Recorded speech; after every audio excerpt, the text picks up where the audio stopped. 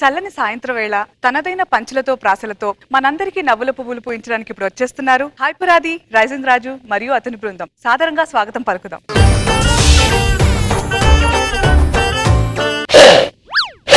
అనుసూయ గారు, ఏంటండి ఈ పేదరికం? బంగారు రంగుల చిలక పలకవే పులరాజా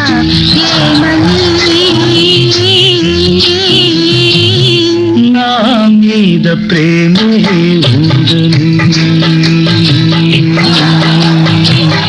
ఏంటండి అలాగే చూస్తూ ఉన్నారు? సంగీతానికి రాళ్లే కరిగినాయి అంటారు. రోజుకొక పాటతో ఎంట్రీ ఇచ్చినా నువ్వు కరగవేంటి జానకి?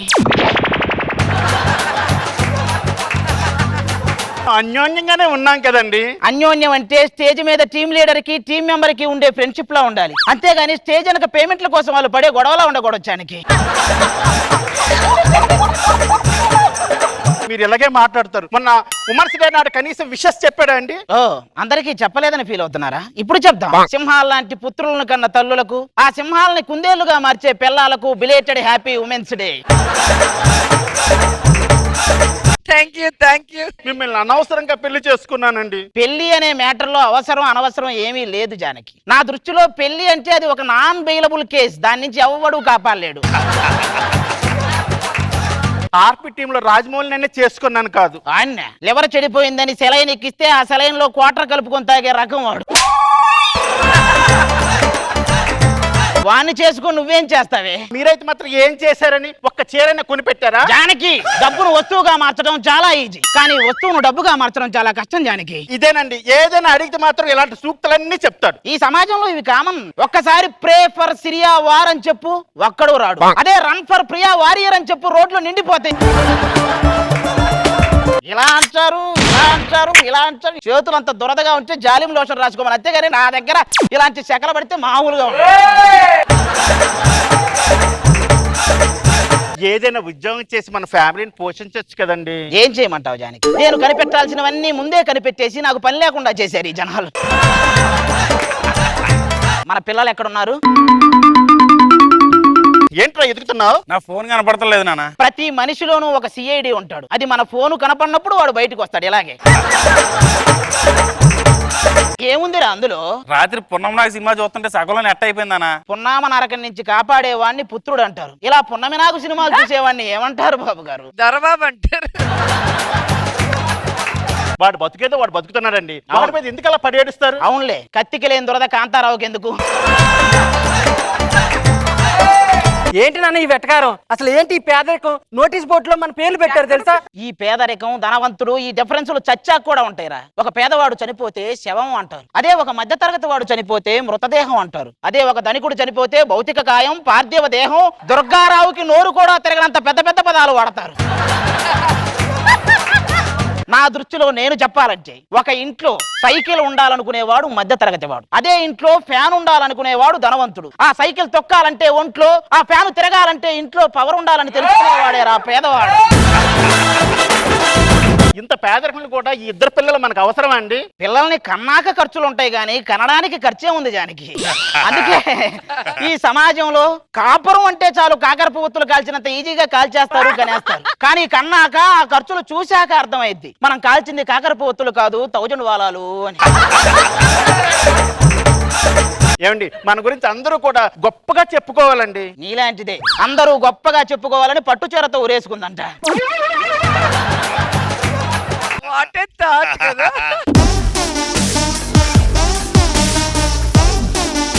ఎవరండి మీరు? పేమెంట్ తీసుకున్న వాళ్ళేమో యాక్టింగ్ చేయట్లేదు, ఏ పేమెంట్ లేనోడేమో ఓవర్ యాక్టింగ్ చేస్తున్నాడు. నువ్వు అవినాష్ లాగా హడావిడి చేయకుండా అప్పారావు లాగా నెమ్మదిగా చెప్పవా?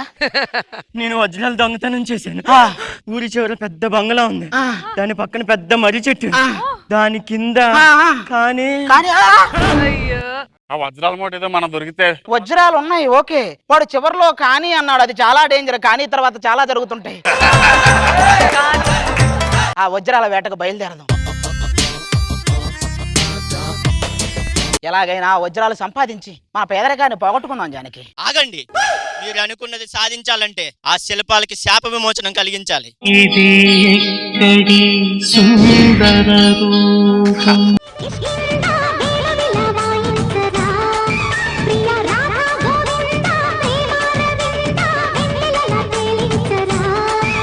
ఒక బేరీ భామా పోరాటం. బొమ్మలు తాగితే బొమ్మలు వచ్చినాయి ఏంటండి? మేము ఆ లోకంలో దేవకన్యలం. అదే ఈ లోకంలో పోతే మమ్మల్ని హీరోయిన్ల కింద పెట్టి సినిమా తీస్తారు తెలుసా? మొన్న ఏదో చర్చలు ఫెయిల్ అవటం వల్ల థియేటర్లు మూసేశారు. మీరు హీరోయిన్లు అయితే స్వచ్ఛందంగా మూసేస్తారు. ఊరుకోనానా, మీరు వచ్చి కాజల్లా ఉన్నారు. మీరు కత్తిన్నా కైఫ్లా ఉన్నారు. మీ ఇద్దరు కరువులో ఉన్నారు. మానవా ఏం మాట్లాడుతున్నారు? మా లోకంలో రంభ ఊర్వశి మేనకలు మమ్మల్ని చూసి తూ అని ఉమ్మేశారు. మానవా, మాకు అపారమైన శక్తులు ఉన్నాయి తెలుసునా? ఏది ఒక్కసారి ఇక్కడ దాకరా. శక్తి లేదు మానవ. నడవటానికి శక్తి లేదు కానీ దీని దగ్గర అపారమైన శక్తులు ఉన్నాయంట. మానవా, మా లోకాలకి వెళ్ళే టైం అయింది. నీ కోరికేంటో చెప్పు. మాకు ఆ వజ్రాలు ఎక్కడ ఉన్నాయో చెప్పండి. ఇక్కడి నుంచి 7 భోజనాల దూరంలో ఒక మర్రి చెట్టు. కానీ మోసిమి కానీ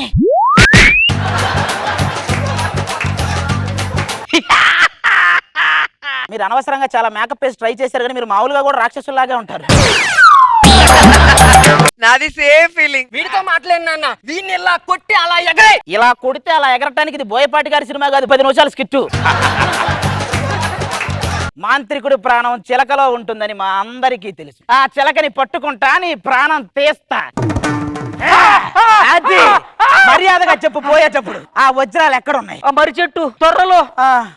కానీ ఓరి మీ కానీ ప్రతి ఒక్కడు మర్రి చెట్టు కింద అన్నాడంటే మర్రి చెట్టు కింద పుట్ట ఉంది. ఏమండి ఈ పుట్టలో పాములు ఉంటాయా? లేదు, పులిహార పొట్లాలు ఉంటాయి, తిను. దొరబాబు నువ్వు గాని రతి బాగుంటాయి అందులో. ఆ మీది కాటేసే జాతే కదా, నేనేమనవలే కానీ. ఒక్క నిమిషం రే, పాములతో డీలింగ్ చేస్తున్నా. క్యారే సిట్టింగ్ నరసయ్య పెట్టండి రా. ఒక్కనే వచ్చా, దిల్లుంటే గుంపుగా రండి. యా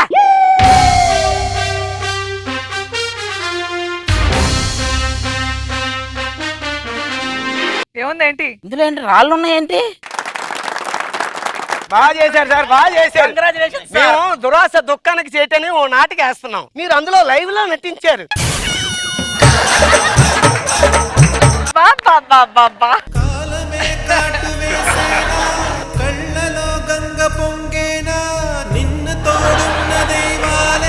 ఈయనకి సాలువా కప్పి దండ ఏంటమ్మా? ఏదో ఒకసారి దాన్ని అలాగే పట్టుకోండి దీన్ని.